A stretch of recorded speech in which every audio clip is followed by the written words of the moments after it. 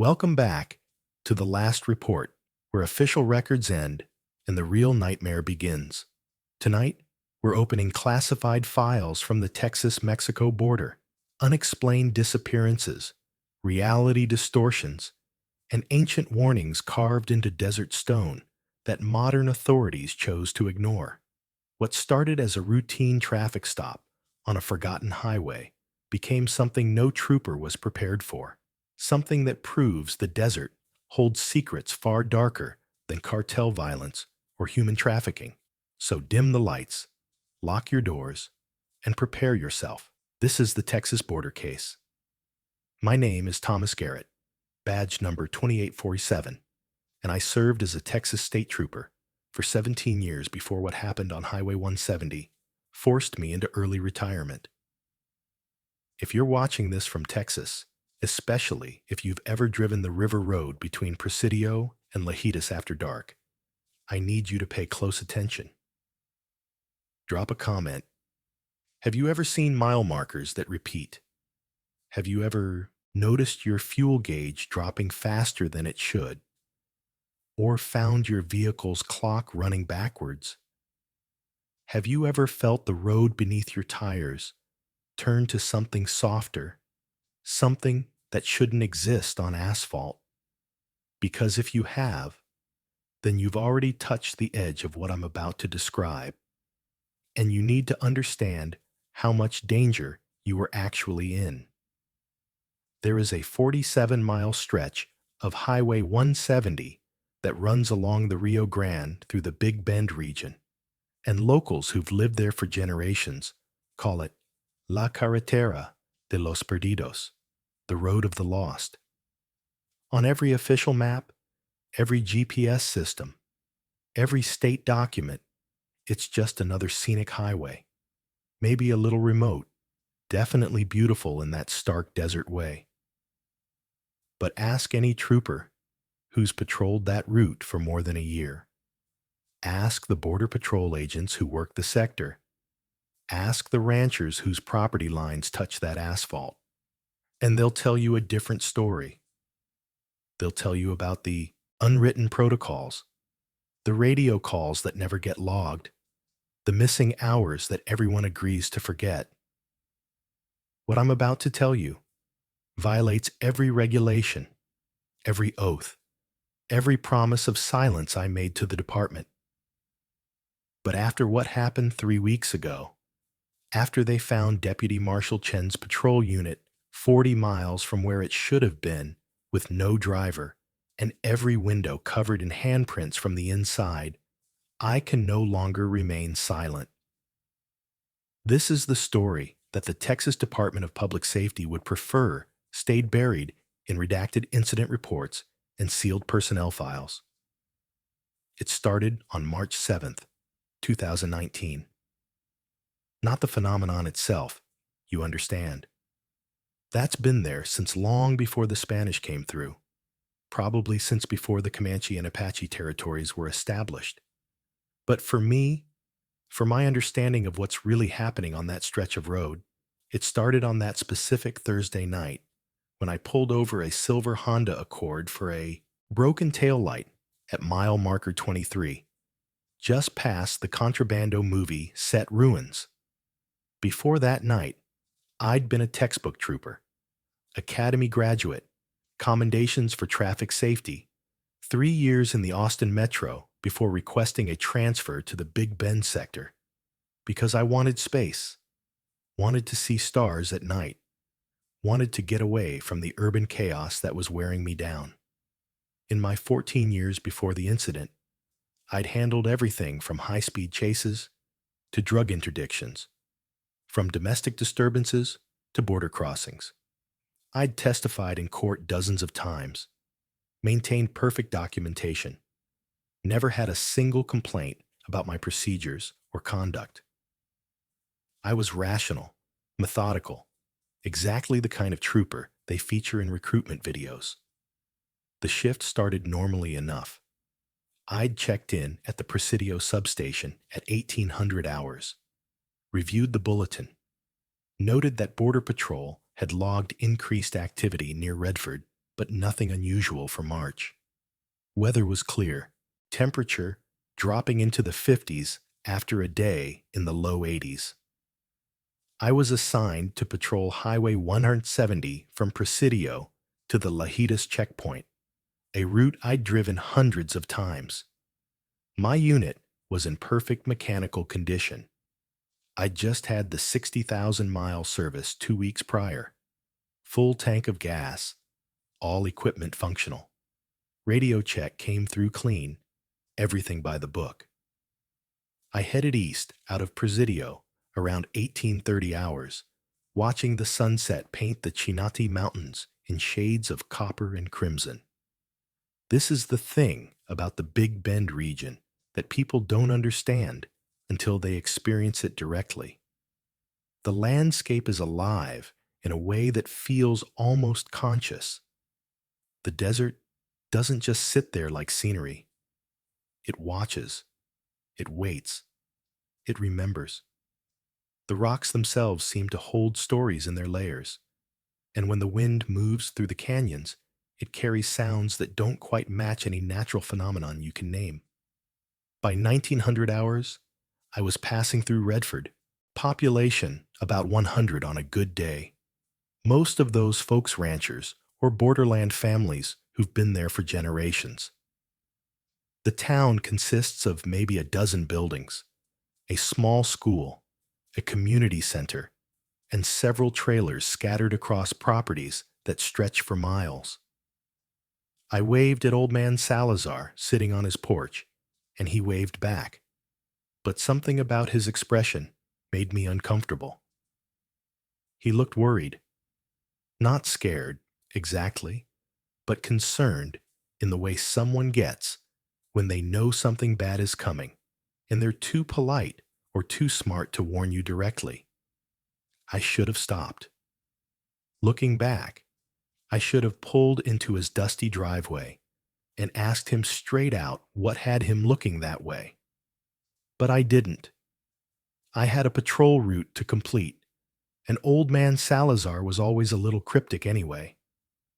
So I continued east, watching the odometer tick upward as the landscape around me transformed from scattered habitation to pure wilderness. On my right, the Rio Grande carved its ancient path through volcanic rock. On my left, the desert stretched toward distant mesas that looked like the ruins of some prehistoric civilization. Mile marker 20, mile marker 21, mile marker 22. The sun was fully down now, and I'd switched on my headlights. The road ahead was empty, which was completely normal for this stretch. You could drive for an hour without seeing another vehicle. That's why we patrolled in shifts, why we always checked in at specific intervals, why the radio protocols were so strict. Out here, if something went wrong, backup could be 45 minutes away under optimal conditions. At mile marker 23, my headlights caught the silver Honda Accord pulled onto the shoulder with its hazard lights flashing. The right taillight was clearly broken, hanging by wires and showing the white backup bulb instead of the red lens. Standard traffic stop. I radioed in my position, the vehicle description, and my intention to make contact. Dispatch acknowledged. Everything was routine. I pulled in behind the Honda, angling my unit slightly to protect myself from passing traffic, though there wasn't any. I activated my light bar. The rotating red and blue illumination painted the desert in alternating colors, making the rocks and scrub brush look like they were pulsing with their own heartbeat. I ran the plates through the system while I was still in my unit. Texas registration, current, registered to Maria Santos, female, age 34, Austin address. No warrants, no flags, clean driving record. I stepped out of my unit, my hand resting automatically on my duty weapon, not because I expected trouble, but because that's the training. Every traffic stop is potentially dangerous. You approach with awareness, with caution, with your senses tuned to anything unusual. I walked up to the driver's side window, my flashlight in my left hand, and tapped twice on the glass. The woman who rolled down the window was exactly who the registration said she should be. Mid-30s, dark hair pulled back in a ponytail, wearing business casual clothes like she'd been driving back from a meeting or conference. But her eyes, man, her eyes were wrong. Not physically wrong, not colored unusually or shaped strangely. Just wrong in the way they looked at me, or more accurately, through me. Like I was something she was seeing from very far away, or from a very long time ago. "Evening, ma'am," I said, keeping my voice professional and calm. "License and insurance, please." She handed them over without speaking.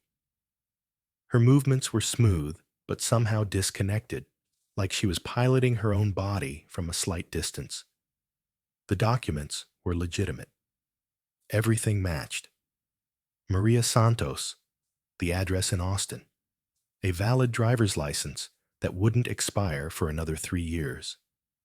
"Ma'am, are you aware your right tail light is broken?" She nodded slowly. "Hit a rock, about 10 miles back. Are you all right? Do you need any assistance?" "I'm fine." Her voice was flat, completely without inflection. "Just going to Lajitas. Hotel reservation." "Ma'am, I'm going to need you to step out of the vehicle, please." This is where it started to go wrong. Not dramatically, not with any sudden change, but in small ways that accumulated like water droplets forming a flood. She opened her door and stepped out, and when her foot touched the asphalt, I heard it make a sound like boots on dry leaves, even though we were standing on a paved highway. The night air, which had been cooling steadily, suddenly felt warmer. Not hot, exactly, but wrong for the temperature and altitude. "Ma'am, have you been drinking tonight?" "No." "Are you on any medications that might affect your ability to drive?" "No." "Can you follow my finger with your eyes, please?" I moved my finger horizontally across her field of vision, watching for nystagmus, that involuntary eye movement that indicates intoxication or impairment. Her eyes tracked perfectly. Smooth, coordinated, no jerking. But as they followed my finger, I could have sworn I saw something in them. Some depth that shouldn't exist in human eyes, like looking down a well that goes deeper than it has any right to go. "Ma'am, I'm going to have you walk this line for me." I indicated the white line on the shoulder. Standard field sobriety test. She walked it perfectly. Heel to toe, arms at her sides, no wavering, no loss of balance. Then she turned and walked back to me. And as she did, I noticed that her shadow didn't quite match her movements. It was subtle, maybe a half-second delay. But shadows don't have delays. They're created by the position of light sources relative to objects.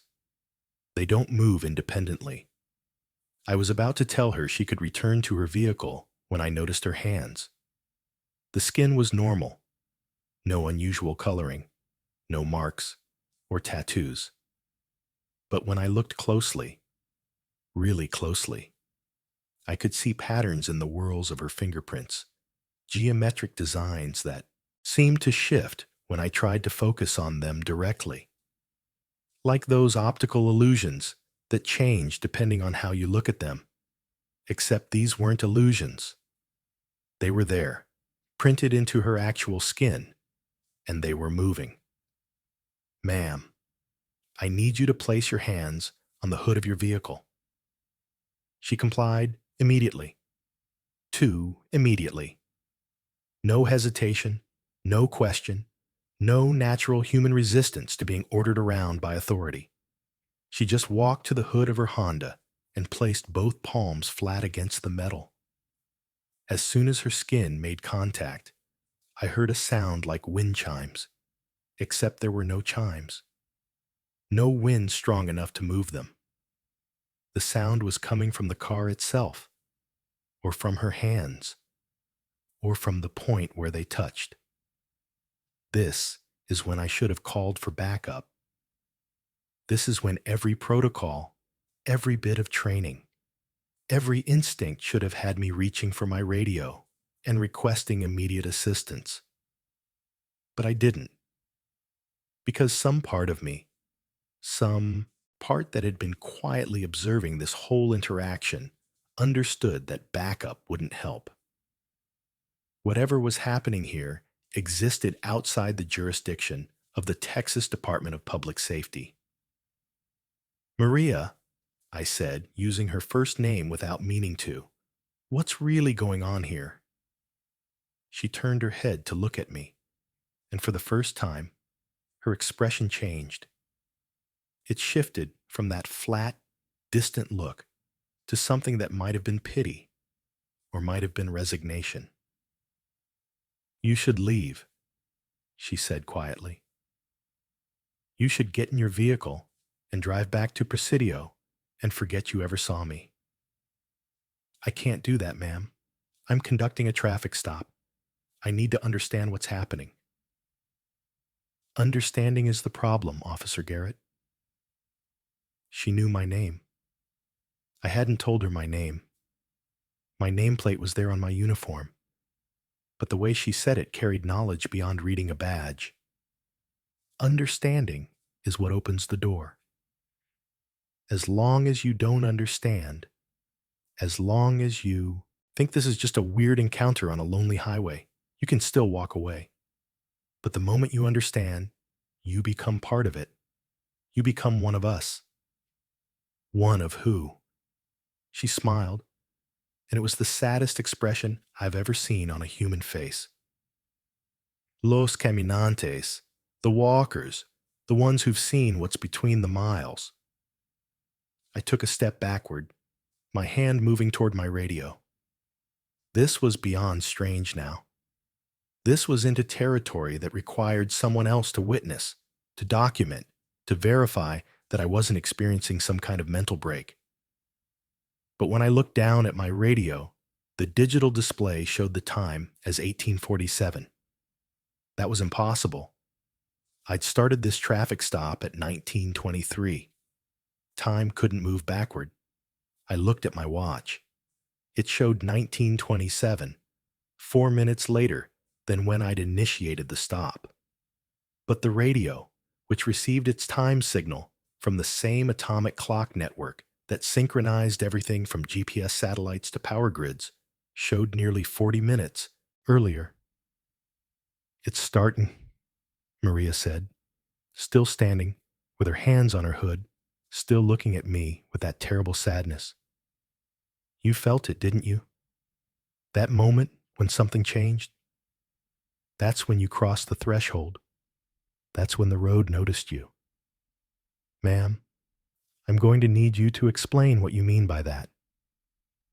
"The road remembers, Officer Garrett. Every person who's ever driven it, every thought they've had, every secret they've carried.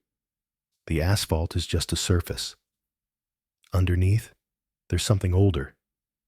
Something that was here before the pavement, before the Spanish, before the tribes that lived here 10,000 years ago. It's always been here. It's part of the desert itself. And when you drive on it, really drive on it, not just pass through, but become part of it, it starts to know you. It starts to understand what you carry inside. And if you're carrying the right kind of weight, the right kind of darkness or light, it opens for you. It shows you what's between the miles. I wanted to dismiss this as drugs, as mental illness, as anything that fit into my framework of rational explanation. But I couldn't. Because as she spoke, I became aware that the desert around us had changed. The The stars overhead were in different positions than they should have been for March. The Milky Way was visible, but rotated somehow, like we were looking at it from a different hemisphere. The sound of the Rio Grande, which should have been a constant presence on our right, had gone silent. And the temperature, which had been cooling steadily, was now fluctuating randomly, dropping to near freezing one moment, and then jumping to summer heat the next. "The broken tail light," I said, forcing my mind to grab onto something concrete. "You said you hit a rock. Where?" "I didn't hit a rock, officer. The tail light broke itself. That's how it finds you. Something on your vehicle starts to fail. A light, a tire, something that gives you a reason to pull over or gives law enforcement a reason to stop you. And then you're here, in the between space, and you have to decide." "Decide what?" "Whether to keep walking or to turn back." A sound erupted from my radio. A burst of static followed by a voice that might have been dispatch, but was distorted, stretched out like a recording played at the wrong speed. I couldn't make out the words, but the tone was urgent, questioning. They'd noticed I hadn't checked back in. They were wondering if I was all right. I grabbed the handset, pressed the transmit button, tried to speak, but no words came out. My mouth moved, my throat worked, but the air wouldn't carry sound. Maria watched this with that same sad expression. You can't call them, not from here. This place exists in the spaces between their awareness. You could scream into that radio for hours, and they'd never hear you. But when you come back, if you come back, no time will have passed. They'll think you just forgot to check in. They'll think you were distracted by the traffic stop.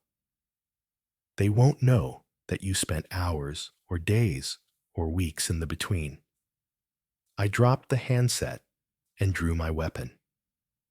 Not because I thought she was a physical threat, but because having it in my hand gave me some illusion of control, some feeling that I was still a Texas state trooper conducting a legal stop and not a man who'd driven off the edge of the world into something incomprehensible.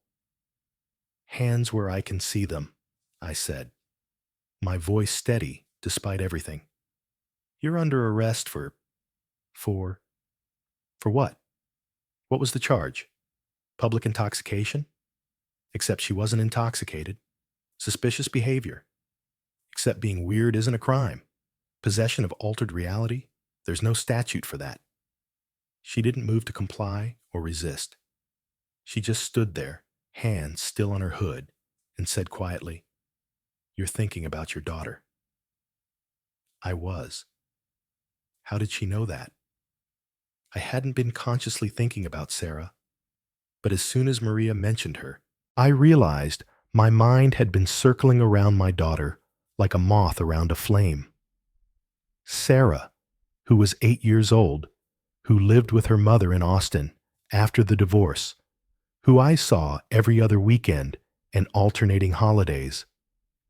Sarah, who was afraid of the dark and loved horses and wanted to be a veterinarian when she grew up. "Don't," I said, and now my voice wasn't steady anymore. "Don't you dare talk about my daughter." "I'm not threatening her," Maria said gently. "I'm telling you what I see in your thoughts. That's what happens here. The walls come down. The boundaries between one mind and another, between thought and reality, between what is and what could be. Everything bleeds together. And the thing that lives in this place, the consciousness that is this place, it reads you. It understands what you value. And it offers you a choice based on that understanding. What choice? The same choice it offers everyone who ends up here. You can walk back to your patrol unit, drive, away, return to the world you know. You'll remember this as a strange encounter, maybe a hallucination brought on by stress or isolation. You'll go on being Trooper Garrett. You'll see Sarah every other weekend. You'll eventually retire with a pension and spend your declining years wondering if that night on Highway 170 was real. Or you can keep walking. You can move deeper into the between. You can learn what's really happening out here, why the disappearances happen, why the time distortions occur, why the old families who've lived here for generations have rules that make no sense to outsiders. You can become one of Los Caminantes and help maintain the balance. But if you choose that, you can never fully go back. Part of you will always be here, walking the spaces between the miles, serving as a guardian of the threshold. I stared at her, my service weapon still pointed in her general direction, but no longer feeling like a tool of law enforcement, more like a child's toy I was, holding for comfort. "What if I just arrest you?" I said. "What if I put you in handcuffs, put you in my unit, and drive straight to the Presidio substation?" "You can try," she said. "Others have, but the road won't let you. You'll drive and never get there. Or you'll arrive to find the substation empty, abandoned for decades. Or you'll get there to discover that you've been missing for 3 months and everyone's been searching for you." The between doesn't like being forced. It prefers willing participants or complete ignorance. Partial knowledge with resistance. That creates problems. That creates the kind of distortions that hurt people. As if to punctuate her words, something moved in the desert to our left. Not a coyote or javelina or any animal I could name. Something that walked upright but didn't move like a human. Its proportions slightly wrong. Its joints bending in directions that shouldn't be possible. It was there for a moment, visible in the glow of my headlights, and then it stepped behind a cluster of ocotillo and was gone. But I'd seen it clearly enough to know that it wasn't from the world I'd spent 41 years believing was the only world that existed. What the hell was that? "A previous choice," Maria said. "Someone who couldn't decide, couldn't commit to walking or turning back, so they're stuck in between, existing in both states simultaneously. They're here, but they're also back in their normal life, going through the motions, except they're not fully present in either place. Most of the disappearances you've heard about, the ones that get chalked up to the border, or the cartels, or people just wandering off into the desert and getting lost, those are actually transformations. People who reached the threshold and couldn't handle what it meant, so they fractured. They're still technically alive, but not in any way you'd recognize as living." I realized I was shaking. Not from fear, exactly, though fear was certainly part of it. From the sheer cognitive weight of trying to process information that contradicted everything I thought I knew about the structure of reality. I'd been trained to handle emergencies, to stay calm under pressure, to make rational decisions in chaotic situations. But this wasn't chaos. This was order of a kind so foreign to my understanding that it might as well have been chaos. "How long have you been one of these walkers?" I asked. 6 years. I was driving through on my way to Terlingua for a wedding. My GPS died right before mile marker 19. I pulled over to check my phone, and while I was sitting there, I noticed the stars were wrong.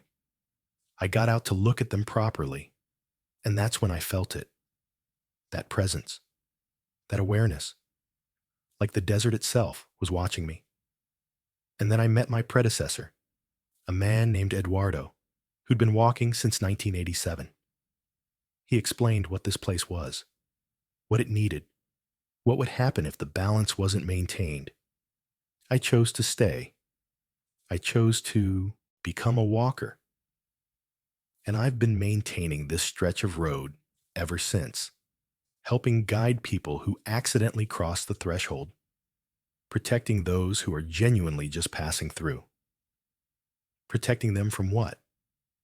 From seeing too much, from understanding too deeply, from going so far into the between that they can't find their way back.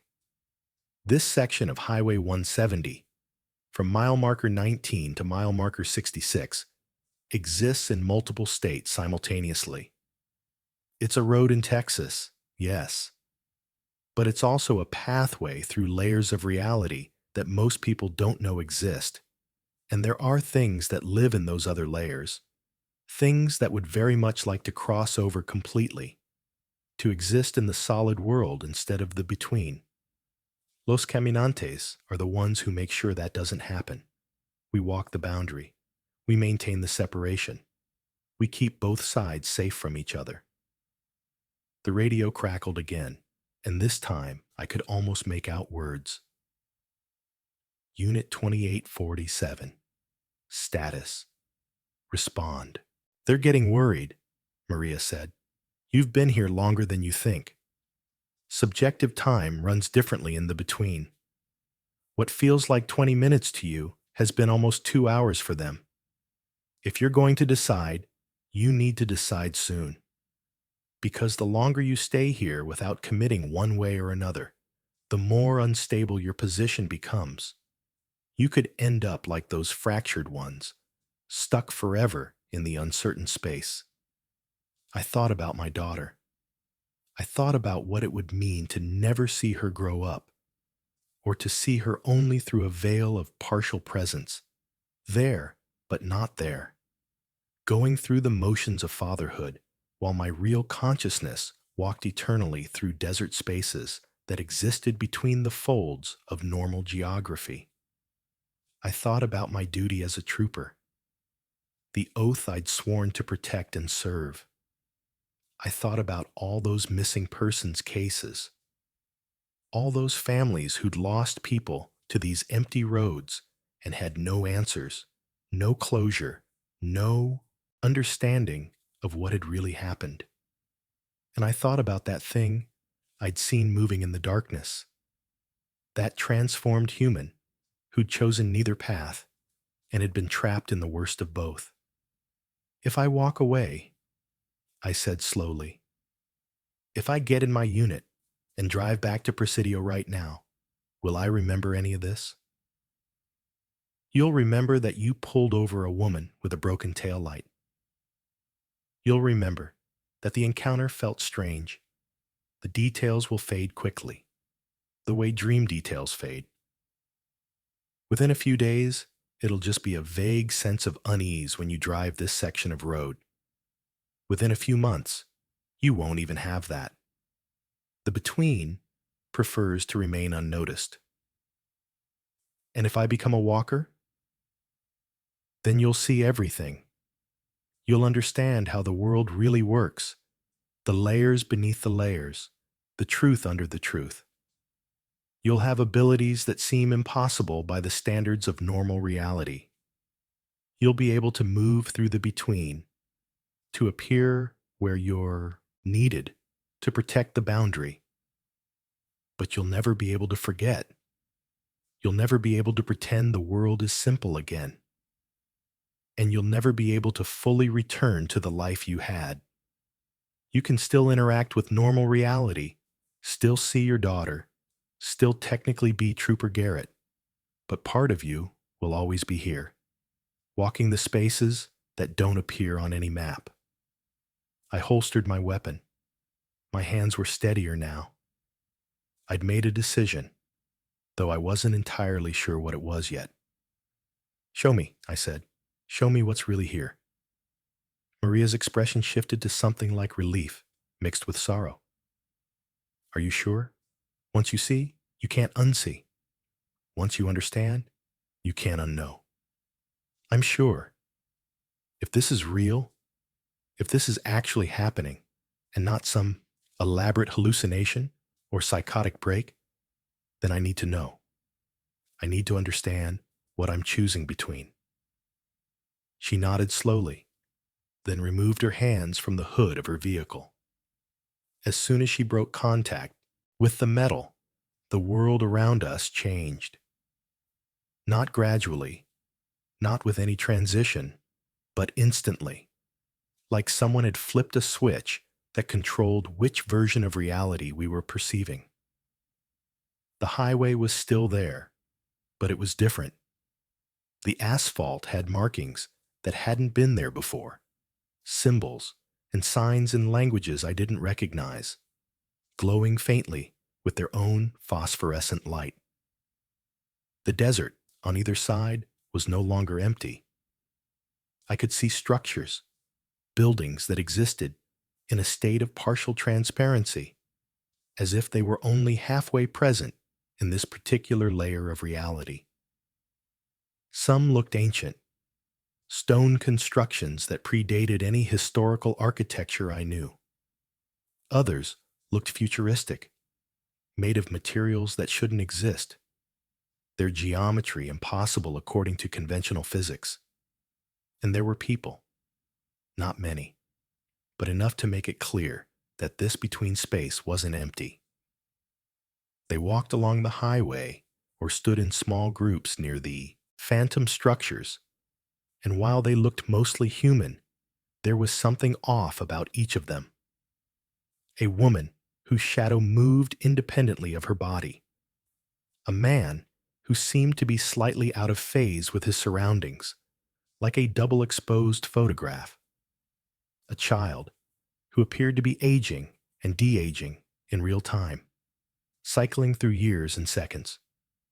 "Welcome to the between," Maria said softly. "Welcome to what's always been here, hidden in plain sight, existing in the spaces that normal perception skips over." I could feel it now, that presence she'd mentioned. It wasn't hostile exactly, but it was vast, incomprehensibly vast, aware and ancient and patient. The road itself was conscious, not in any way I could fully understand, but conscious nonetheless. And it had noticed me. It was evaluating me, measuring me against some criteria I couldn't begin to fathom. "The disappearances," I said, my voice barely above a whisper. "The people who go missing on this highway, this is where they end up?" "Some of them. The ones who accidentally cross the threshold and can't find their way back. The ones who see too much, and their minds can't process it, so they transform into something that can exist here. The ones who are running from something and find that the between offers a kind of refuge, even if it's not the refuge they expected. Not everyone who disappears is here.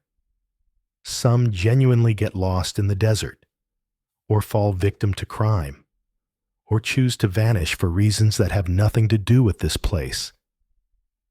But enough of the disappearances are connected to the between that it creates patterns. Patterns that the old families recognize. Patterns that led to the unwritten rules. What rules? Never stop between mile marker 19 and mile marker 66 after dark, unless absolutely necessary. If you do stop, don't get out of your vehicle. If you get out, don't walk away from the road. If you walk away, don't look directly at the desert. If you look, don't try to understand what you're seeing. And if you understand, choose quickly whether to walk or turn back, because hesitation is what kills you." As she spoke, I noticed something on the horizon, a glow, but not from any natural or artificial light source. It pulsed slowly, rhythmically, like a heartbeat made visible. And I understood, in a way that bypassed language and went straight to some deeper level of knowing, that this was the center. This was the heart of whatever the between actually was. "What is that?" I asked, pointing. "That's where it all converges. the point where all the layers of reality touch, where the boundaries are thinnest, where the consciousness that maintains this place has its strongest presence. Los Caminantes are drawn there eventually. Not right away, but over time, you'll feel the pull. You'll want to walk toward it.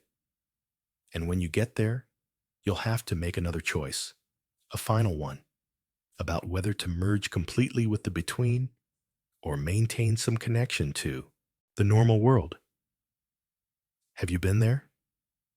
Not yet.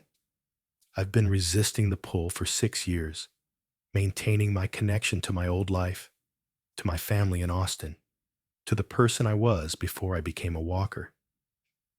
But I can feel it getting stronger. Every month, every week, the pull increases. Eduardo, the man who trained me, he gave into it about a year before I met him. He walked to the center and merged. I felt it when it happened, felt a part of him disperse into the greater consciousness. And that's when I knew I'd become the primary walker for this section, the one responsible for maintaining the boundary. I looked back at my patrol unit, at the red and blue lights still rotating, painting the impossible landscape in colors that seemed more vivid than they should be. I thought about the simple life I'd had 24 hours ago, when my biggest concerns were making my shift quotas and filing accurate reports and remembering to call Sarah on her birthday. I thought about how easy it would be to get in that vehicle right now, drive away, let the memory of this encounter fade into the background noise of forgotten strangeness. But I'd asked to see. I'd insisted on understanding. And now that I'd seen, now that I understood, the choice Maria had described wasn't really a choice at all. Because I couldn't unknow this. I couldn't pretend the world was simple when I just witnessed proof that it was infinitely more complex than any human framework could fully comprehend. And if this was real, if people were disappearing into this place, if there were guardians needed to maintain the balance between normal reality and whatever this was, then walking away meant abandoning a duty that was more fundamental than any oath I'd sworn to the state of Texas. How do I become a walker? I asked. Maria smiled, and this time there was warmth in it, genuine human warmth cutting through the sadness. You already are, she said. The moment you asked to see, the moment you chose. Understanding over ignorance, you crossed the final threshold. The between has accepted you. Now you just need to learn how to navigate it, how to use the abilities it grants, how to recognize when someone is crossing into the between accidentally versus intentionally, how to guide them back or help them transform safely. You'll teach me? Until you don't need teaching anymore. That's how it works. One walker trains the next. Eduardo trained me. I'll train you. Eventually, you'll train whoever comes after you. It's a lineage that goes back centuries, maybe millennia. There have always been guardians of the threshold, people who understood that reality has layers, and someone needs to patrol the spaces in between. The radio crackled again, more urgent now. Unit 2847, this is dispatch. We need immediate confirmation of your status. Do you copy? I looked at Maria. What do I tell them? Tell them you're fine. Tell them the traffic stop took longer than expected. Tell them you had some radio interference that prevented you from checking in. All of that is technically true. And then continue your patrol route. The between will guide you to the others, like us.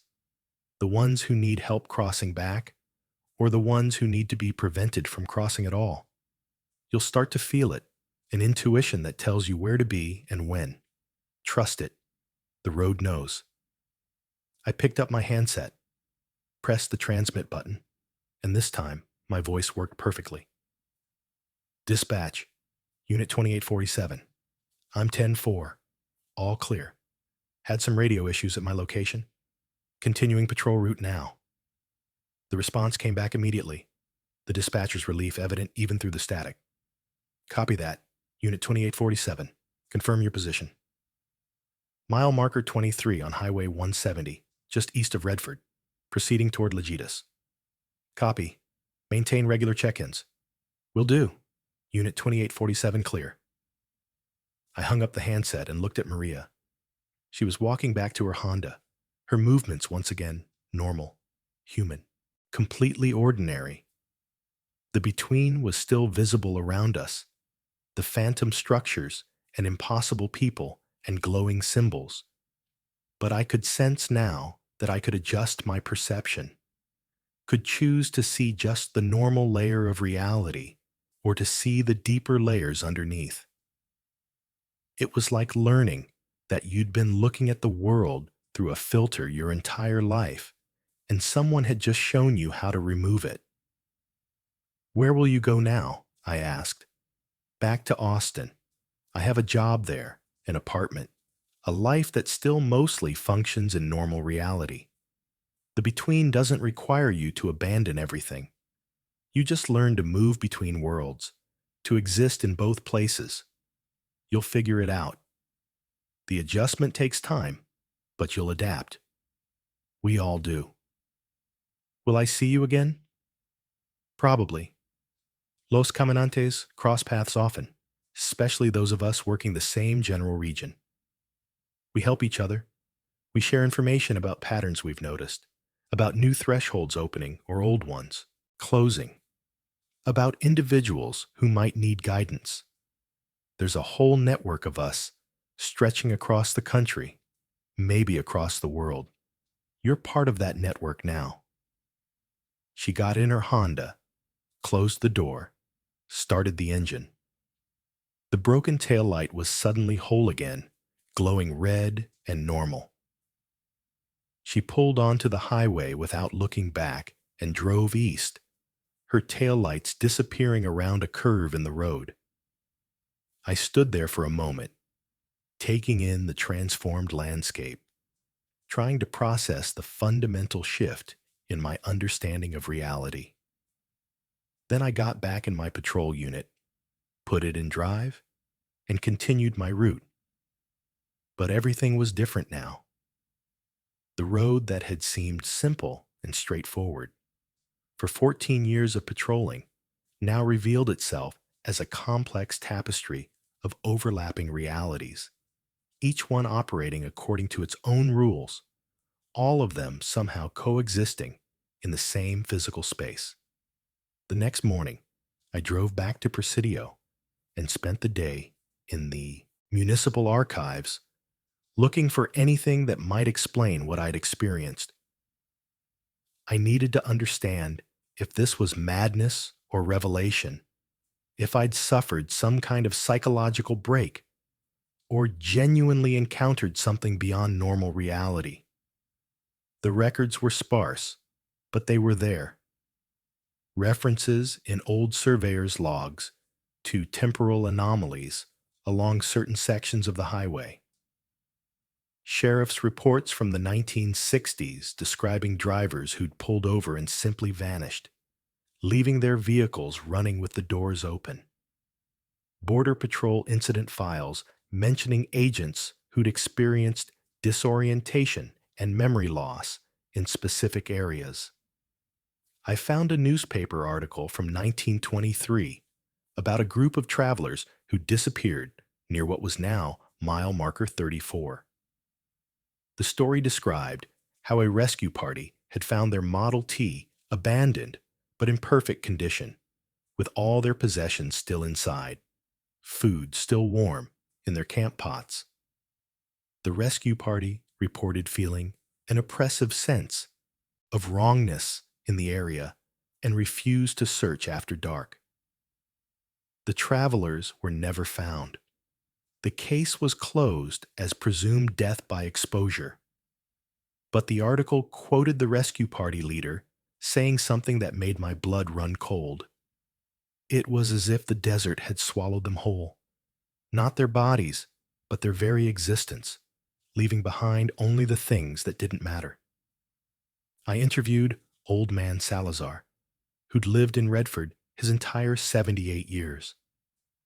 At first, he was reluctant to talk, especially when I pressed him about the unwritten rules. But when I described what I'd seen, when I told him about Maria and Los Caminantes and the spaces between the miles, his expression changed from guarded to relieved. "Finally," he said in Spanish, settling deeper into his porch chair. "Finally, they chose someone who speaks English, someone with authority, someone who can help maintain the balance from both sides. We've been waiting for this." He explained that his grandfather had been a walker, that the knowledge had been passed down through his family for 5 generations.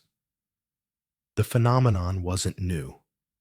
The Comanche had known about it, had treated certain sections of land as sacred thresholds where the spirit world touched the physical world. The Spanish conquistadors had documented strange occurrences in the region, attributing them to demons or divine punishment. The Mexican families who'd lived in the borderlands for centuries had developed elaborate protocols for avoiding the worst of the phenomenon, rules that had gradually evolved into the unwritten guidelines that modern locals still followed. The road made it worse, Salazar told me. Before the pavement, before Highway 170, the threshold was there, but it was natural, organic, following the contours of the land. But when they paved it, when they created this straight line cutting through the desert, they created a kind of lightning rod. The between concentrated along the road. That's when the disappearances increased. That's when Los Caminantes became necessary. Someone had to patrol the boundary, had to guide people away from the threshold or help them through it safely. He gave me names of other families who knew, other people scattered across the region who'd had experiences with the between. Over the next 3 weeks, I visited them all. A rancher near Lajitas who'd lost a daughter to the between in 1987, who told me she sometimes still saw her daughter walking in the desert at dawn, unchanged by time, existing in some state between life and death. A former Border Patrol agent who'd taken early retirement after encountering something near mile marker 45 that he couldn't explain, couldn't report, couldn't forget. A woman who ran a small cafe in Terlingua, who served as an unofficial counselor to people who'd had strange experiences on the highway, helping them process what they'd seen without dismissing it as hallucination or mental illness. Each conversation added pieces to my understanding. The between wasn't a single phenomenon, but a complex system of overlapping realities, each layer operating according to different physical laws, each one home to different forms of consciousness. What I'd experienced with Maria was just the outermost layer, the one closest to normal reality. Deeper layers existed, stranger and more alien, places where time flowed differently or didn't flow at all, where cause and effect were suggestions rather than laws, where individual identity became meaningless because consciousness existed in collective forms. I started experimenting with my new abilities, learning to shift my perception deliberately rather than accidentally. I discovered I could see the between, even in daylight, even in areas outside the primary threshold zone. The phenomenon existed everywhere, but it was stronger, more accessible, more dangerous along Highway 170, between those specific mile markers.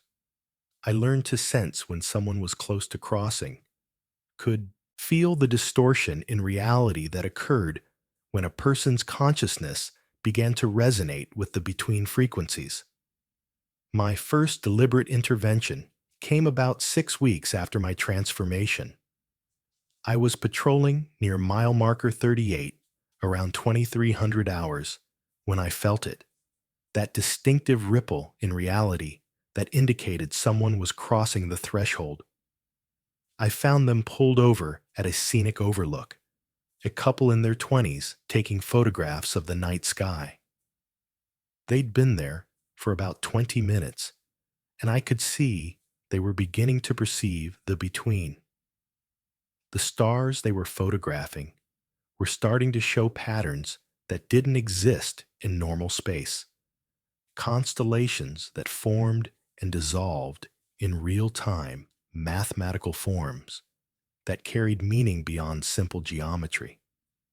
I approached them carefully, keeping my own perception flexible so I could operate in both realities simultaneously. Folks, I'm going to need you to pack up your equipment and move along. They looked at me with that distant expression I'd learned to recognize, the gaze of people who were seeing multiple layers of reality at once and struggling to reconcile them. But officer, the young woman said, we just discovered something amazing. The stars are moving. They're forming equations. We need to document this. I understand what you're seeing seems important, I said gently, but this isn't a safe location for extended observation. There are atmospheric conditions in this area that can cause visual distortions. If you stay much longer, you might experience disorientation or memory problems. The young man lowered his camera. Are you saying this isn't real? Because I'm a graduate student in astrophysics, and what we're seeing violates everything I know about celestial mechanics. That's exactly why we need to stay and record it. This was the delicate part. I could force them to leave, could use my authority as a state trooper to order them back to their vehicle. But forcing compliance created resistance, and resistance made the transformation more likely. People who fought against the between, who tried to understand it through purely rational frameworks while simultaneously denying its legitimacy, those were the ones who ended up stuck in the uncertain state, like Agent Rodriguez. I'm not saying it isn't real, I told them. I'm saying you're not equipped to handle what you're observing. There are specialists, researchers, people who study these phenomena safely. But doing it alone, out here, without proper preparation, that's dangerous. Not physically dangerous, necessarily, but dangerous in ways that are hard to explain. The young woman looked at me more directly, and I saw recognition dawn in her eyes. She was sensitive, naturally attuned to the between in ways most people weren't. She could sense what I was, could feel the walker consciousness that now existed alongside my normal human awareness. You're one of them, she said softly. One of the guardians. We read about this in indigenous folklore archives. Los Caminantes. We thought it was metaphorical. Her boyfriend looked confused, but I focused on her. If you know about Los Caminantes, then you know why I'm asking you to leave. You're standing at a threshold. You've been observing the between for long enough that it started to observe you back. Another 10 minutes and you'll cross over, and I won't be able to bring you back intact. She nodded slowly, understanding, and began packing up their photography equipment. Her boyfriend protested, but she overruled him, insisting they needed to leave immediately. As they loaded their car and pulled back onto the highway, she gave me a long look through her window. Thank you, she mouthed. And then they were gone, back to normal reality. their memories of this encounter already beginning to fade into the vague unease that the between preferred. That was the first of many interventions. Over the following months, I found myself responding to threshold crossings almost nightly.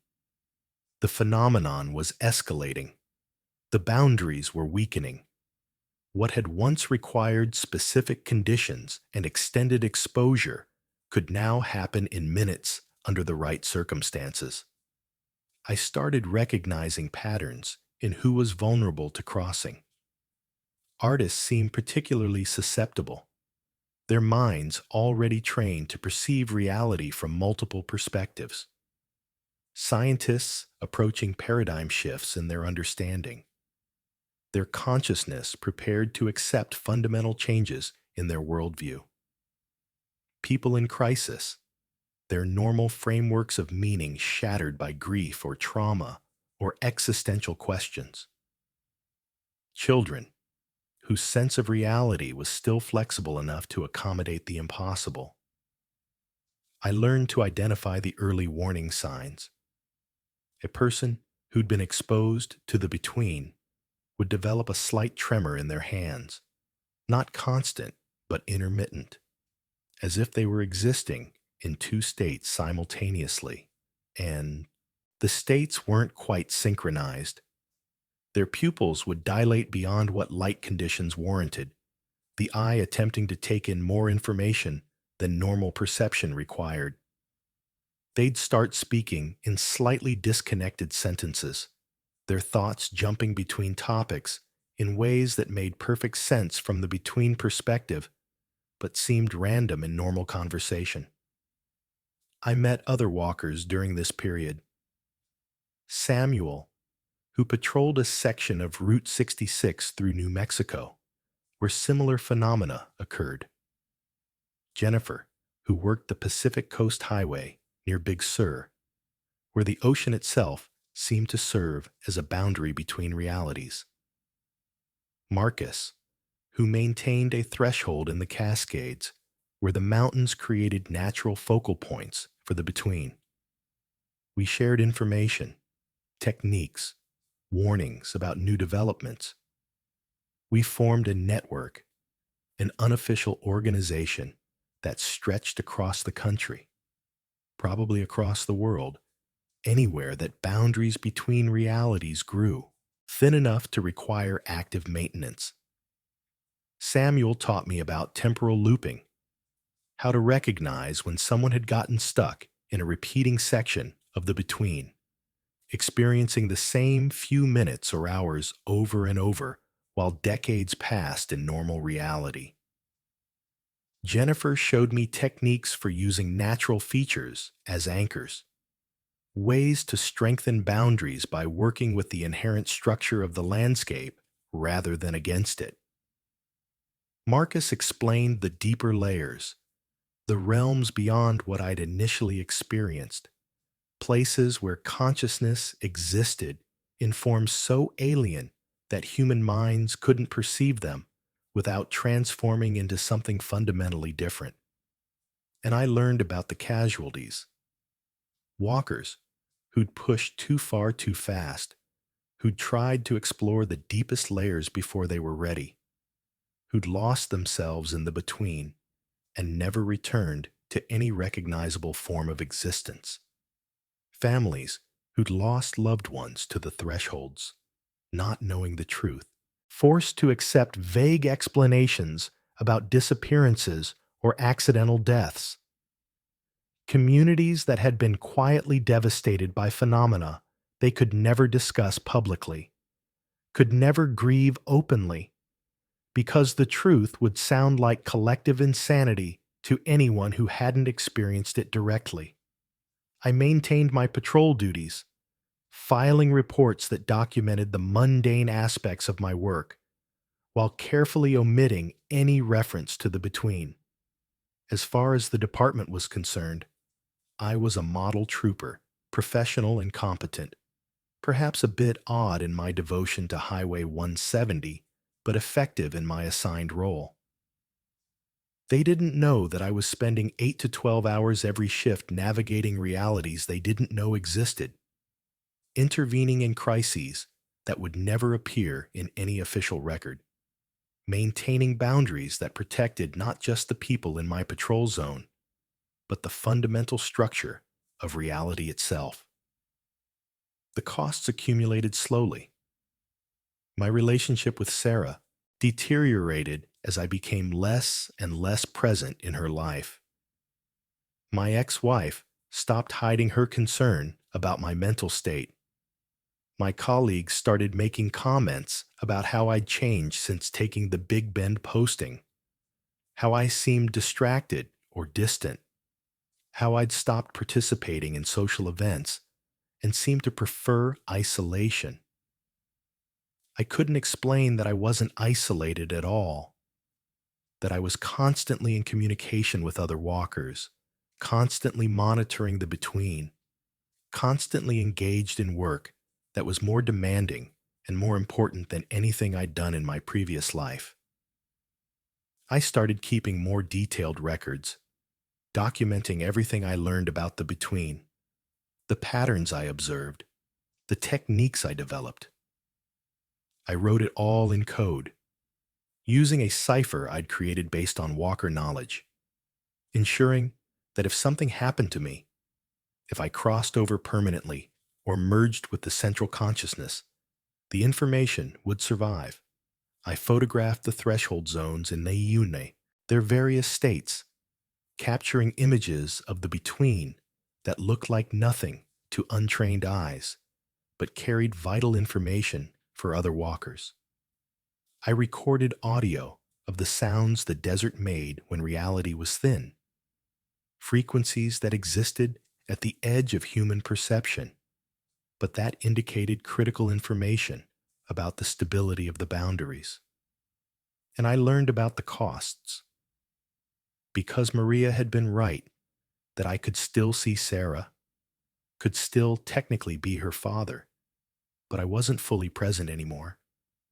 Part of my consciousness was always walking the between, always monitoring the threshold, always aware of the layers beneath the layers. Sarah noticed that something had changed about me. She couldn't articulate what exactly, but she felt it. The distance, the distraction, the sense that I was looking at her from very far away, even when I was sitting right next to her. Her mother noticed too. She started making excuses for why I couldn't take Sarah on my scheduled weekends.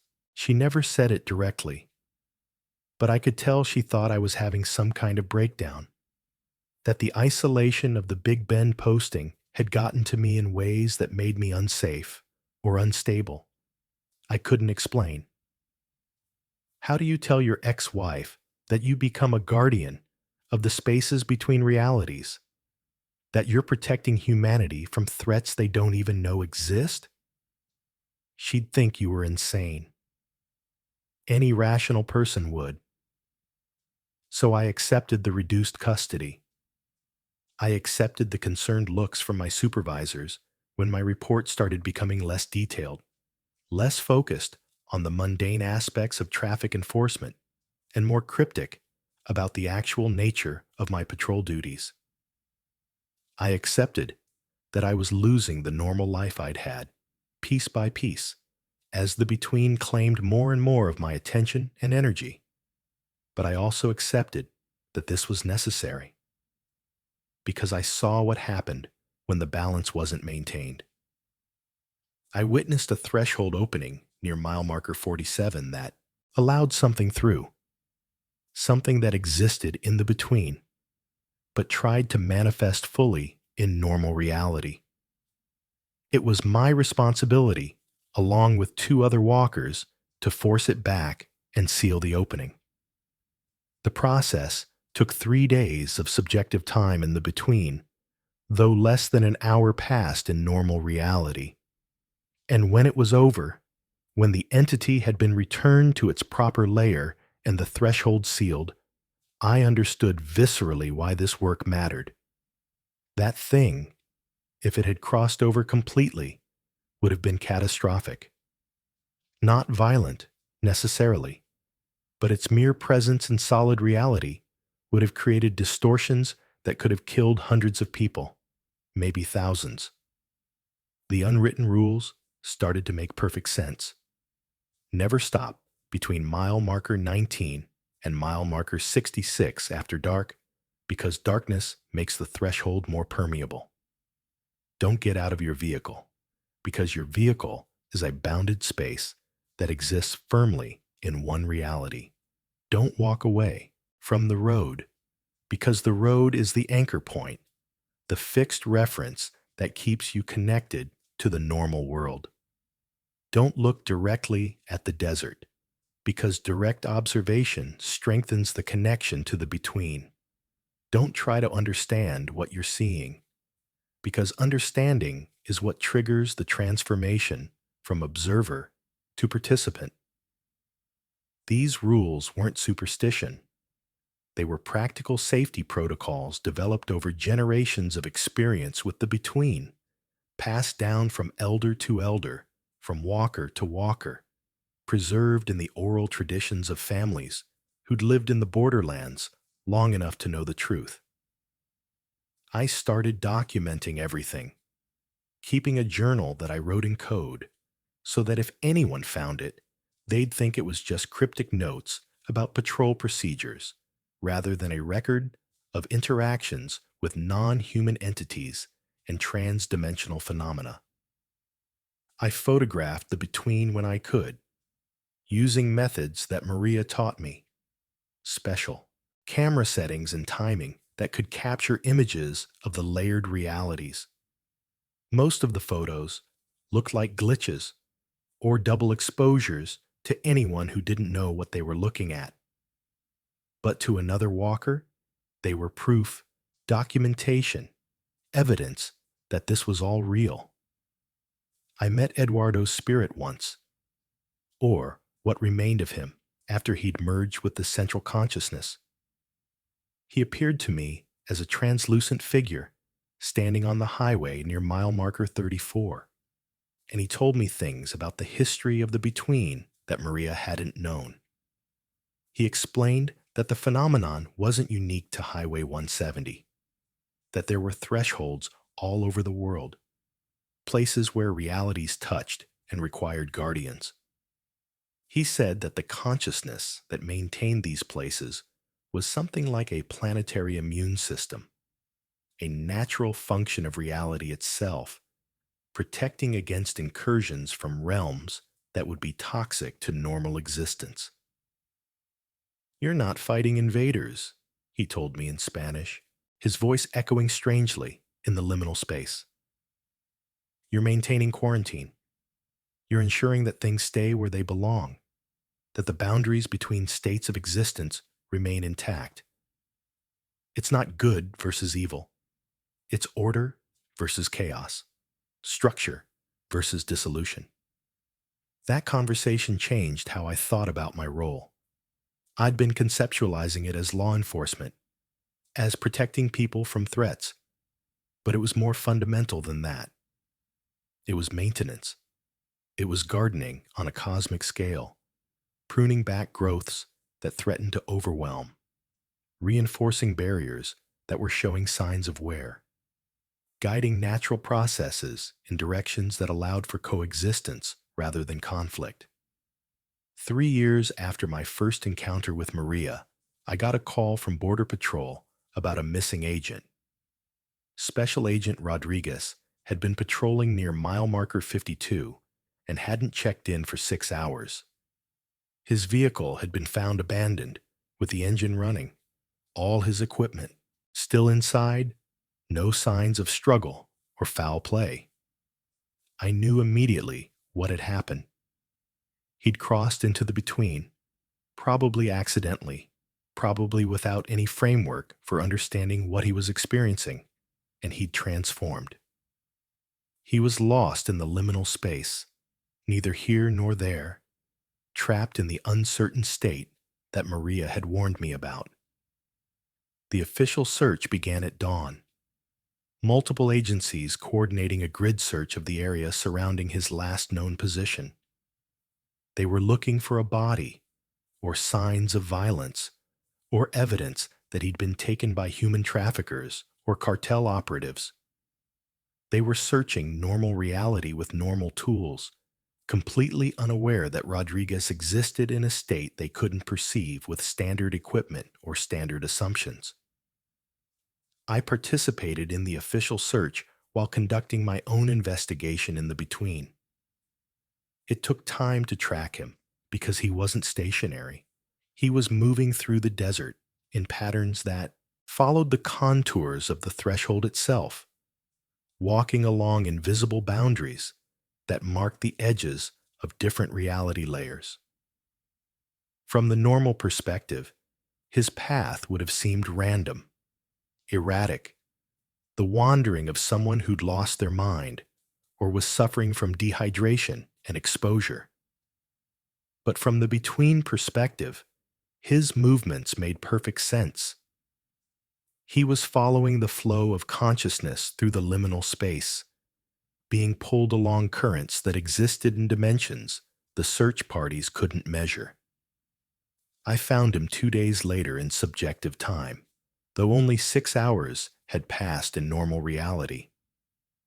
That's one of the things about the between that never stops being disorienting. Time operates differently in each layer, sometimes faster, sometimes slower, sometimes not linearly at all. You could spend days walking through threshold zones and return to find only minutes had elapsed, or you could step into the between for what feels like moments and emerge to discover weeks had passed. Rodriguez was wandering in the desert between mile markers 49 and 55, existing in multiple states simultaneously. His body was there, physically present, but also somehow translucent, as if he were a projection rather than a solid object. His shadow didn't move with him correctly, lagging behind by several steps, and sometimes branching into multiple shadows that moved independently. His clothes were torn, but also whole, existing in both states at once, simultaneously pristine and ruined. Most disturbing was his face. His expression kept shifting, cycling through emotions that didn't match any conscious thought, as if different aspects of his personality were taking turns controlling his features, but none of them were the original Rodriguez. I approached carefully, maintaining my connection to normal reality while also operating fully in the between. This was a delicate balance I'd learned from other walkers. You had to be present enough in the liminal space to interact with transformed individuals, but anchored enough in normal reality to avoid being pulled into their state. It was like walking a tightrope while simultaneously existing on both sides of the rope.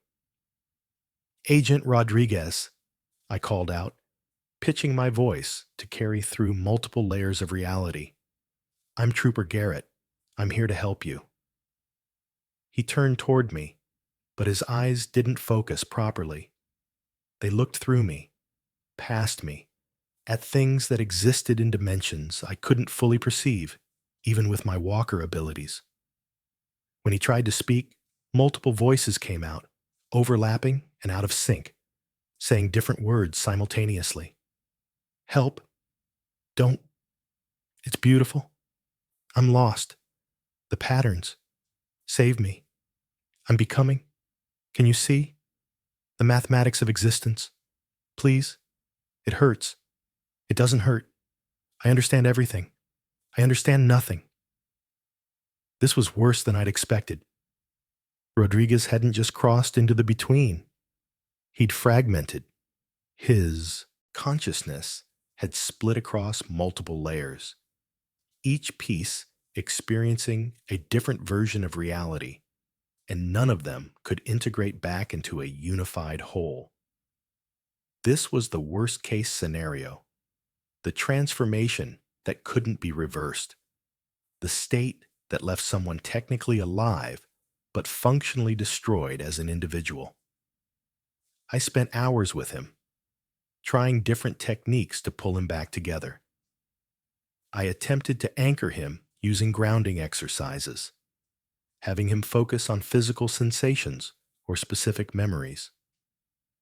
I tried resonance methods, matching my own consciousness to his, and attempting to use my unified state as a template for his reassembly. I even called Samuel through the Walker network, bringing in his expertise with temporal phenomena in case Rodriguez's fragmentation was related to being unstuck in time. Nothing worked. Rodriguez had been in the uncertain state too long. His consciousness had adapted to being fractured, had accepted the fragmentation as its new normal, and resisted any attempt to force it back into a singular unified form. The person he'd been before crossing the threshold was gone, replaced by something that was simultaneously Rodriguez and not Rodriguez, human and not human, present and absent. "Thomas," Samuel said to me after we'd exhausted our options, using my first name in the way walkers did when we were speaking as peers rather than as the professional personas we maintained for normal reality. "You know what has to be done. He can't be saved, but he can be stabilized. He can be transformed into something that doesn't suffer, something that exists peacefully in the between rather than being torn apart by it." I knew he was right. I'd learned about this process from other walkers, the final transformation that was sometimes necessary for people who couldn't be brought back, but also couldn't be left in their fractured state. It involved guiding the person deeper into the between, helping them let go of their human identity entirely, allowing them to merge with the consciousness of the threshold itself. They would cease to exist as individuals, but they would also cease to suffer. They would become part of the maintenance system, integrated into the structure that kept the boundaries intact, serving a purpose even if they could no longer experience purpose in any way a human would recognize. "Agent Rodriguez," I said, speaking directly to whatever remained of his consciousness that could still understand language. "I can't bring you back. I'm sorry. Your transformation has progressed too far. But I can help you forward. I can guide you to a state where you won't be in conflict anymore, where all the different parts of you will integrate into something new. It means letting go of who you were. It means becoming something that isn't human, but it also means peace. Do you understand?" The multiple voices stopped overlapping. For just a moment, all the fragments of his consciousness synchronized, and I heard Rodriguez's actual voice, clear and singular. "Do it," he said. "Please. I can't stay like this. I can feel myself dissolving further every moment. Help me transform completely. Help me become something that makes sense." The process took 6 hours of subjective time. I guided him through progressively deeper layers of the between, using techniques Maria had taught me, combined with methods I'd developed through my own experience. At each layer, pieces of his fragmented consciousness integrated, not back into human form, but into forms appropriate for that level of reality. His body dissolved first, the physical form releasing its hold on identity. Then his memories dissolved, the narrative of his life unraveling into raw information that dispersed into the between's collective consciousness. Finally, his sense of self dissolved, the last barrier of individuality breaking down as he merged completely with the awareness that pervaded the threshold zones. What remained wasn't Rodriguez anymore, but it also wasn't nothing. It was a presence, a localized concentration of awareness that existed along the stretch of highway where he'd transformed. I could sense it when I patrolled that section afterward, a consciousness that helped maintain the boundary, that gently pushed people away from crossing, that strengthened the barriers between realities through its very existence. Other walkers told me they'd encountered similar presences in other threshold zones, former humans who'd transformed completely and now served as passive guardians, their sacrifice protecting others from experiencing the same fate. The official investigation concluded that Agent Rodriguez had died of exposure after abandoning his vehicle in a state of mental confusion, possibly brought on by dehydration or some undiagnosed medical condition. His body was never recovered, which happened often enough in the Big Bend region that it didn't raise unusual suspicions. There was a memorial service. His family received death benefits. The Border Patrol sector held a moment of silence in his honor, and I attended it all, carrying the truth that could never be spoken, the knowledge that Rodriguez hadn't died, but had transformed into something that protected the very border he'd sworn to guard, just in a way no official oath or training had prepared him for. His family never got closure. The official report listed him as missing, presumed dead, probably fell victim to the harsh environment, or possibly cartel violence. His wife remarried after 3 years, though I heard from others that she never really recovered from the uncertainty, from not knowing what had really happened. His children grew up without a father, with only photographs and fading memories to remember him by. And I carried the guilt of knowing the truth, knowing that if I'd been patrolling that section that night, if I'd been monitoring the threshold more carefully, I might have reached him before the transformation became irreversible. The guilt was heavy, but it was also instructive. It taught me to be more vigilant, to patrol more frequently, to monitor the threshold zones with greater attention. It taught me that my role wasn't just about guiding people who crossed intentionally or were naturally sensitive to the between.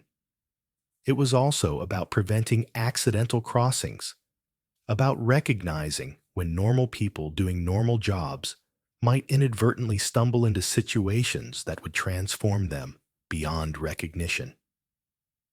After Rodriguez, I changed my patrol patterns. Instead of following the standard routes and schedules, I moved according to the rhythms of the between, going where the threshold was weakest, where the boundaries needed the most attention. The department noticed the irregularity, but didn't discipline me for it, because my effectiveness actually increased. I was preventing accidents, spotting problems before they escalated, maintaining an unusually quiet sector, despite its reputation for strangeness. They thought I'd just developed excellent instincts for patrol work. They didn't know I was following sensory inputs they couldn't perceive, responding to crises they didn't know existed. I also intensified my documentation efforts after Rodriguez. His transformation had shown me how easily someone could be lost, how quickly a person could cross from normal reality into states that couldn't be reversed. I needed to ensure that future walkers would have access to information that might help them intervene more successfully. So I expanded my coded journal, adding detailed case studies, technical descriptions of transformation processes, protocols for different types of threshold crises. I included everything I'd learned from Rodriguez's case, analyzing where I'd gone wrong, what signs I'd missed, what techniques had failed, and why. The journal became my obsession. Every night after my shift, I would add to it, refining my understanding, incorporating new information from other walkers, developing theoretical frameworks that attempted to explain how the between actually functioned. The science was beyond conventional physics, operating according to principles that couldn't be measured with standard instruments or understood through conventional mathematics. But patterns existed, rules could be inferred. A body of knowledge was accumulating, passed between walkers, tested through painful experience, refined through trial and error that sometimes cost people their lives or their humanity. That's when I understood what Maria had meant about costs. Being a walker isn't just about losing your normal life or your relationships or your sanity. It's about carrying knowledge that isolates you from everyone who hasn't seen what you've seen. It's about watching people suffer from phenomena you understand but can never explain.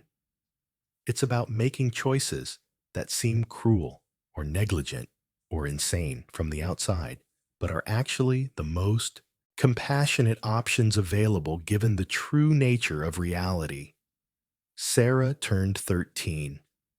I missed her birthday party because I was dealing with a threshold crisis near mile marker 38. 3 people who'd pulled over to take photographs of the sunset and had accidentally synchronized their observations in a way that weakened the boundary. By the time I got them safely back to normal reality and reinforced the breach, her party was over. She called me that night, her voice tight with hurt and anger, asking why I hadn't shown up, why I always had excuses, why being a stupid highway patrolman was more important than being her father. I couldn't tell her. I couldn't explain that I'd just saved her world from an incursion that would have rendered a 50-mile radius of West Texas uninhabitable by human consciousness. I couldn't explain that the reason I seemed distant and distracted wasn't because I didn't care, but because I was simultaneously existing in multiple layers of reality, always monitoring, always watching, always ready to intervene when the boundaries showed signs of weakening. So I just apologized. I told her I loved her. I promised to do better, knowing it was a promise I probably couldn't keep, knowing that the between would always take precedence because the alternative was catastrophe on a scale she couldn't begin to imagine. She stopped calling after that. Her mother started blocking my attempts to visit, and I understood, even as it broke something inside me, that this was probably for the best. Because I wasn't really her father anymore, not in any meaningful sense. I was a walker. I was a guardian of the threshold. And that identity, that responsibility, had consumed everything else about who I'd been. 4 years after my transformation, I encountered something in the between that changed everything. I was patrolling near mile marker 29 when I felt a disturbance, a ripple in the fabric of the layered realities that suggested something was trying to cross over from a realm much deeper than the ones I usually monitored. I shifted my perception to track it, moving through several layers of the between to reach the point where the incursion was occurring. What I found was a doorway, not a crack or a weakness in the boundary, but an actual constructed portal, something that had been deliberately opened from the other side. And standing in front of it was a figure that looked human but wasn't, its form too perfect, too geometrically precise, like it had been designed according to mathematical principles, rather than evolved through biology. Walker, it said, its voice resonating in frequencies I could feel in my bones. We need to talk. I'd never encountered anything like this. The entities I'd dealt with before were either mindless phenomena or fragments of consciousness that had crossed accidentally. This was something else entirely. This was intelligence, purpose, agency. What are you? I asked, keeping my distance, ready to shift back to normal reality if this became hostile. I am a representative of what your predecessor Eduardo called the deeper realms. We exist in layers far below what you've been trained to monitor, and we have a proposition for the walkers of this threshold. Over the next several hours, it explained, the boundaries between realities weren't static. They were eroding, weakening, degraded by factors that included human consciousness expanding in ways that made people more sensitive to the between. Technological development that created electromagnetic interference with the natural barriers and simple entropy, the slow decay of structures that had maintained themselves for millennia, but weren't designed to last forever.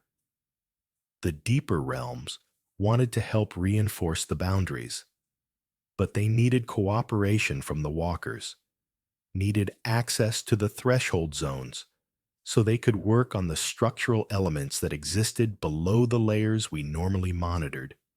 The price for this help would be transformation. Walkers who agreed to the partnership would become something more than human, would merge partially with the consciousness of the deeper realms, would gain abilities that would make maintaining the boundaries much more efficient, but would lose most of their remaining connections to normal human existence. Why are you telling me this? I asked. Because you're the walker who will make the choice.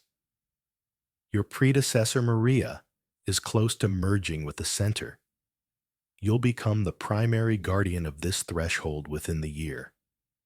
And when that happens, you'll have the authority to accept or reject our offer.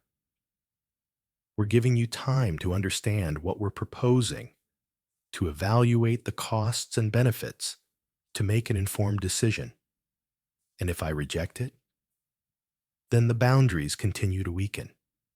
More entities cross accidentally or intentionally.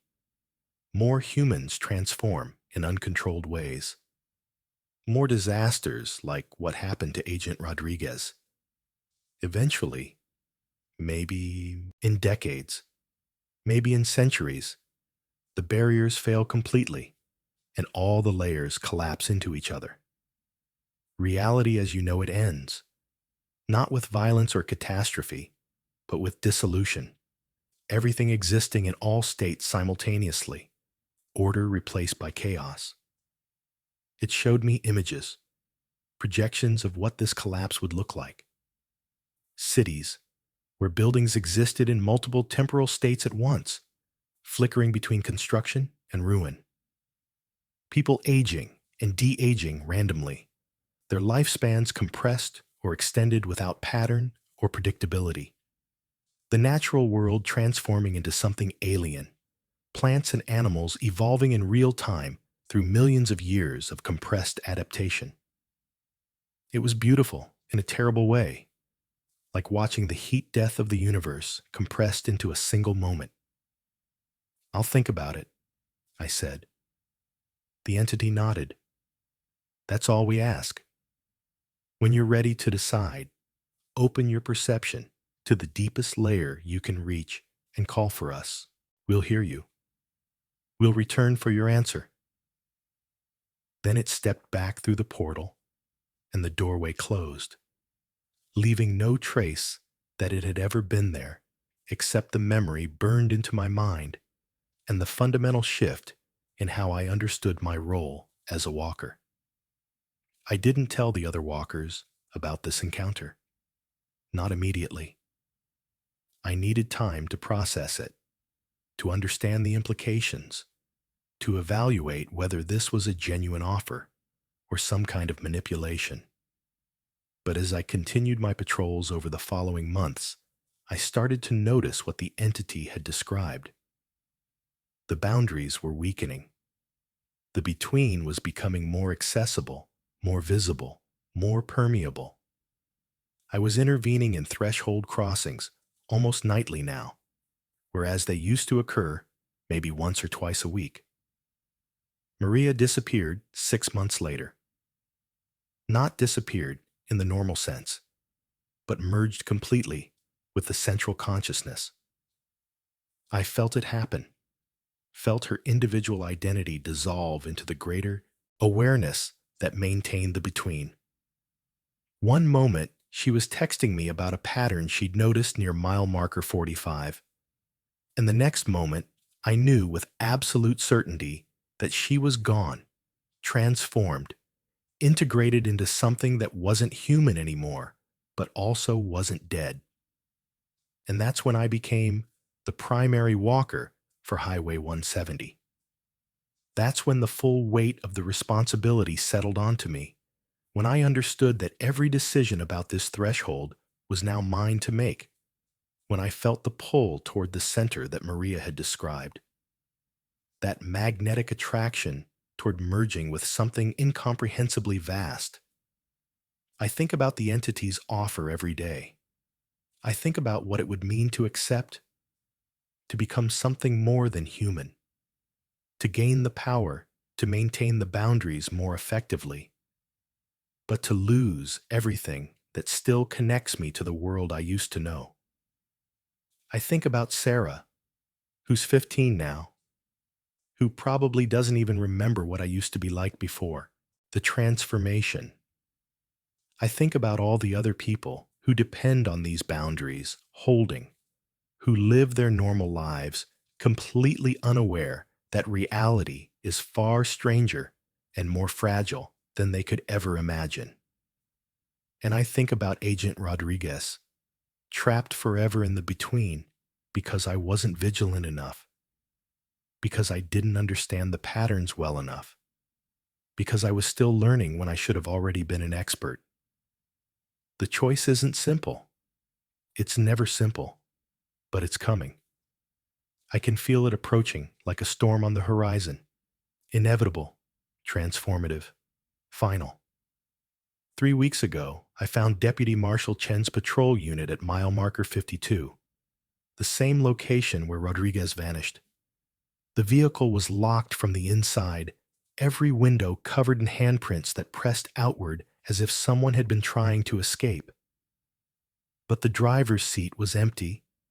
The radio was still on, broadcasting static that formed patterns, repeating sequences that sounded almost like words in a language I didn't recognize. The handprints were wrong. They showed too many fingers, or fingers that bent at impossible angles, or hands that seemed to phase in and out of existence so that some prints were solid while others were barely visible. The static from the radio wasn't random noise. When I listened carefully, adjusting my perception to operate partially in the between, I could hear something underneath it. Voices. Dozens of them. Hundreds, maybe. All speaking simultaneously in languages that included human tongues, but also sounds no human vocal apparatus could produce. I radioed in to report finding the vehicle, but gave minimal details. Just enough to trigger the standard missing person protocols without revealing the aspects that would raise questions I couldn't answer. Within an hour, the area was swarming with federal agents, Texas Rangers, Border Patrol, and local law enforcement. They photographed the handprints. They dusted for fingerprints.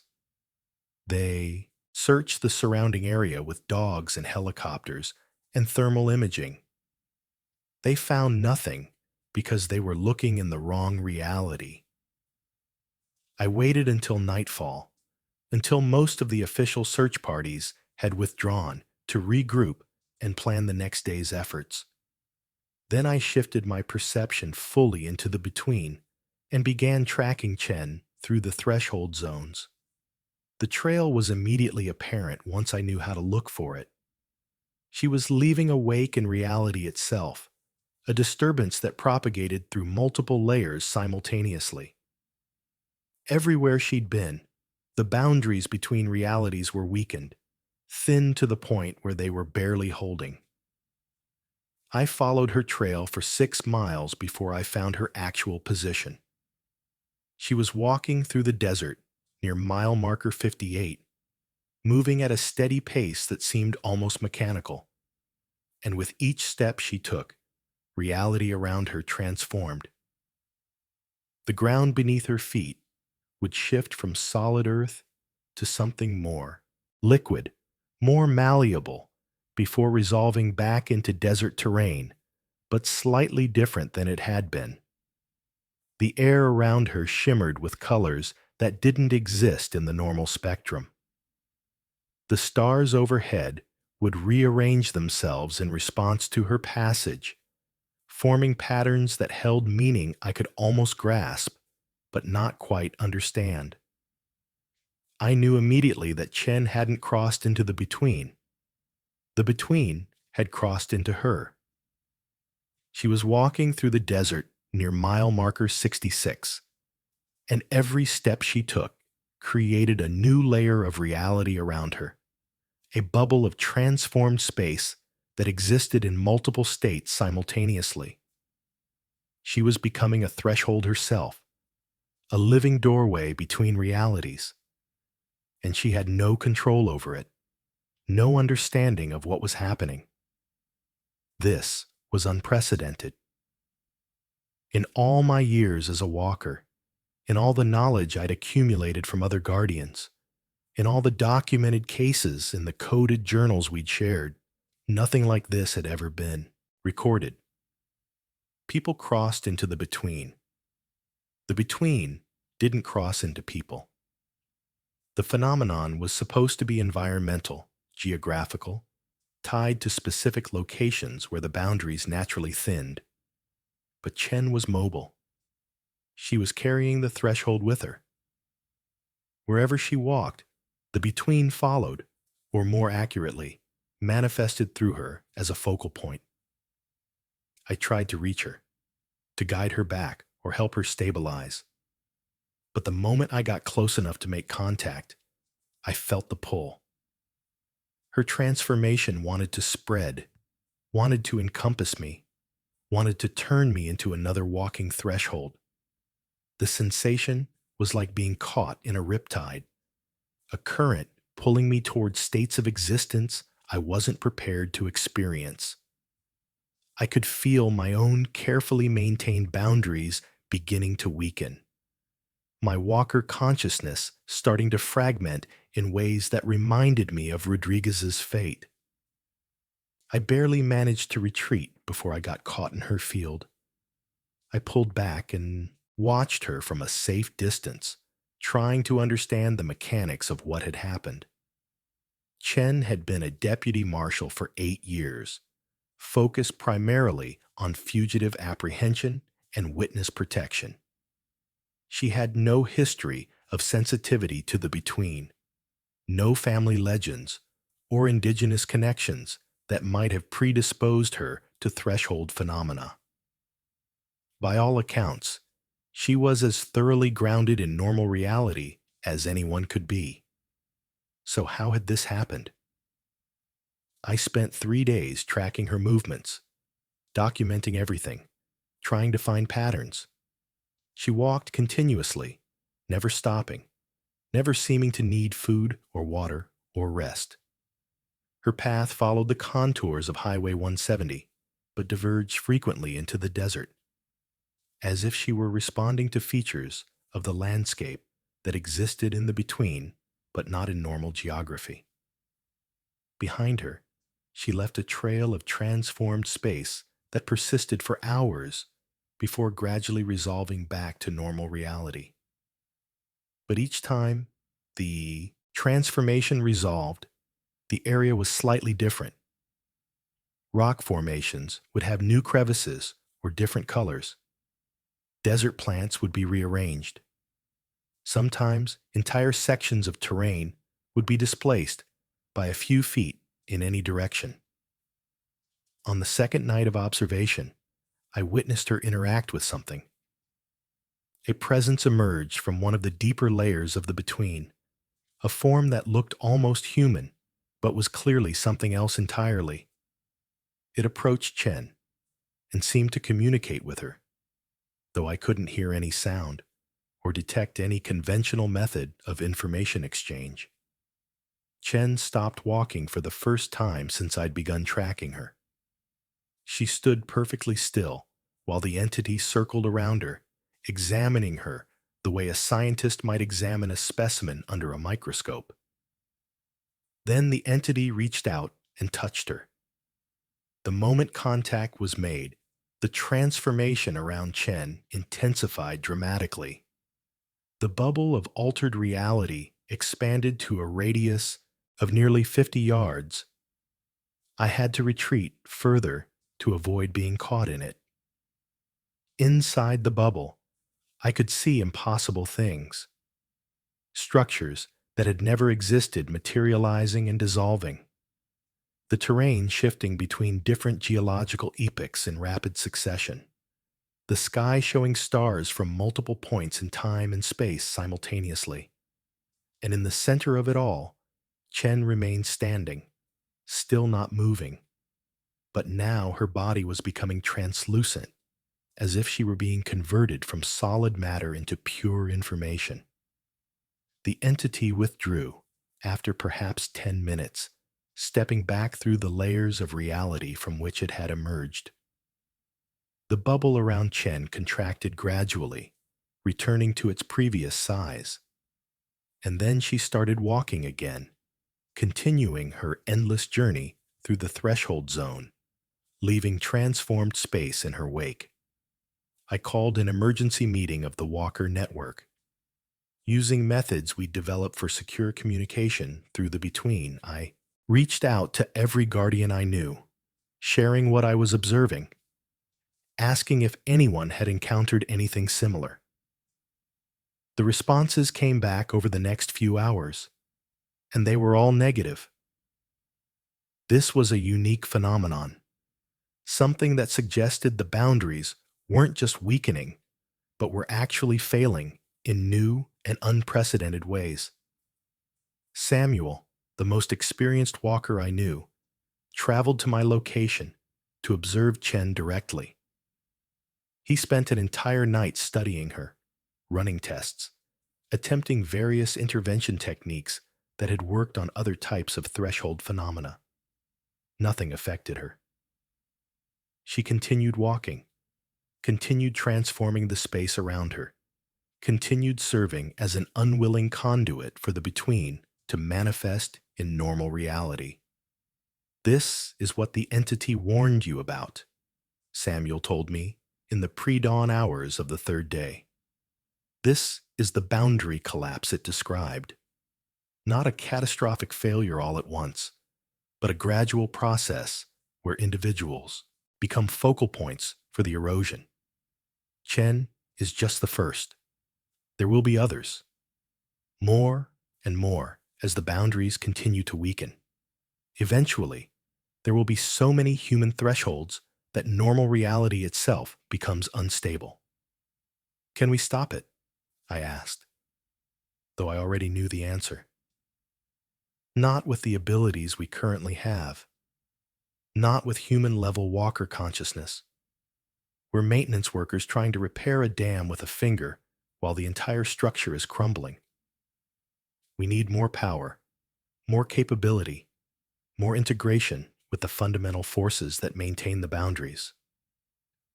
He looked at me directly, his eyes showing the weight of centuries of accumulated walker knowledge. You need to accept the entity's offer. You need to transform into something that can handle phenomena like Chen. It's the only way. I wanted to refuse. I wanted to cling to what remained of my humanity, my connection to Sarah, my identity as Trooper Thomas Garrett. But watching Chen walk through the desert, watching her involuntarily destroy the boundaries between realities, watching the wake of transformed space spreading across the landscape, I understood that refusal was no longer an option. This wasn't about what I wanted or what I was willing to sacrifice. This was about whether reality itself would continue to exist in a form that could support human consciousness. If I accept, I said quietly, if I transform into whatever the entity is offering, will I still be me? Will any part of Thomas Garrett survive? Samuel smiled sadly. Eduardo asked me the same question before he merged with the central consciousness. I told him the truth then, and I'll tell you the same truth now. The person you are will cease to exist in any meaningful sense. Your memories will persist as data. Your personality patterns might influence how your transformed consciousness operates, but the subjective experience of being you, the continuous sense of self that makes you Thomas Garrett, instead of someone else, that will dissolve. You'll become something else, something greater in capability, but lesser in humanity. Whether that trade is worth making, whether the preservation of reality is worth the sacrifice of individual identity, that's a choice only you can make. I thought about Sarah. I thought about the last time I'd seen her 3 months ago at a court-mandated visitation that she'd spent mostly on her phone, barely acknowledging my presence, treating me like a stranger she was being forced to spend time with because of some arbitrary legal requirement. I thought about how, even if I refused the transformation, even if I remained as human as possible, I'd already lost her. The Walker path had taken my daughter from me long before any final transformation could. I thought about Rodriguez, dissolved into the boundary itself, existing as a passive presence instead of an active consciousness. I thought about Chen, trapped in her endless walk through the desert, serving as an unwilling channel for forces she couldn't understand or control. I thought about all the people who depended on the boundaries holding, who lived their normal lives in blissful ignorance of how thin the barriers actually were, how close they came every day to experiencing realities that would destroy everything they thought they understood about existence. And I thought about Maria, who'd made this same choice 6 years ago, who'd given up her individual identity to merge with the central consciousness, who existed now as part of the vast awareness that maintained the thresholds. Had she regretted it? Had she mourned the loss of herself? Or had the transformation been so complete that concepts like regret and mourning became meaningless? How do I do it? I asked Samuel. How do I contact the entity and accept its offer? You already know, he said. Open your perception to the deepest layer you can reach and call for it. It's been waiting for your answer since it first approached you. It will hear you the moment you're ready to summon it. I waited until dawn, watching Chen continue her endless journey, watching the sun rise over a landscape that was slowly, inexorably transforming into something humans wouldn't be able to inhabit. Then I sat down on a desert rock, closed my eyes to normal perception, and opened them to the full depth of the between. So I'm telling you this now because I don't know if I'll be able to tell you later. I'm telling you because if I accept the entity's offer, if I transform into something that can handle phenomena like Deputy Marshal Chen, I won't be human enough anymore to care about making sure someone knows the truth. And someone needs to know. Someone needs to understand what's really happening on Highway 170, why the disappearances occur, why the rules exist, why some of us have to become monsters to protect you from monsters. If you're watching this from Texas, if you've ever driven through the Big Bend region, if you felt that sensation of the desert watching you, or noticed time behaving strangely, or seen things that shouldn't exist, then you've touched the edge of what I'm describing. and you need to be careful. The boundaries are weakening. The between is becoming more accessible. What used to require specific conditions and rare circumstances can now happen almost spontaneously. Follow the unwritten rules. Never stop between mile marker 19 and mile marker 66 after dark. If you must stop, stay in your vehicle. If you get out, stay close to the road. If you see something impossible, don't try to understand it. Just leave. Drive away. Get back to areas where reality is more stable, where the layers don't overlap so dramatically. And if you see another driver who seems wrong somehow, whose shadow doesn't match their movements, or whose reflection in your rearview mirror shows them existing in a different place than where they actually are, don't investigate. Don't try to help. Just call it into authorities and keep moving. Because that person has already crossed into the between, and unless you're a walker, you can't save them. Trying to help will only pull you in with them. I've been Trooper Thomas Garrett for 17 years, but I don't know how much longer I can maintain that identity. The pull toward the center is getting stronger.